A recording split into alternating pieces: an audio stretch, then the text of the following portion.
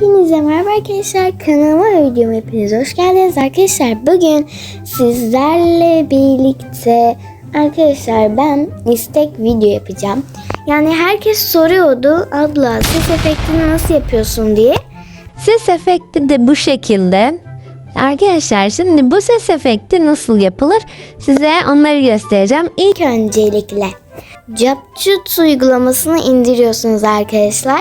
Burada yeni video diyor. Buraya basıyorsunuz. Buradan işte bir şey seçin.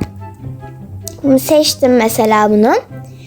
Şimdi arkadaşlar biz konuşuyoruz. Ben burada bir ses kaydı ekleyeyim buraya. Arkadaşlar şimdi ekledim. Şöyle şuradan. Selam. Evet arkadaşlar şimdi biz bu sesi nasıl yapacağız? Burada bu seslendirme 1'e basıyoruz ve ses efektleri diyoruz. Bu arada arkadaşlar benim gibi seslendirme yapmak zorunda değilsiniz. Çektiğiniz videonun sesi de oluyor. Şimdi ses karakterleri diyorsunuz. Burada Jesse var. Jesse ücretsiz ama diğerleri ücretli, bakın üstünde yazıyor zaten. Başka ücretsiz var mı? Ben hiç görmedim arkadaşlar. Jesse var sadece. Şimdi Jesse'ye basıyorsunuz. Bunlar şimdi birazcık arkadaşlar bekleyin. Yani videonuz ne kadar uzunsa ona göre. Şimdi bakalım nasıl olmuş. Selam. Böyle oldu arkadaşlar. Sesi de fullledim bakın. Selam. Arkadaşlar bu şekilde yapılıyor ses efekti.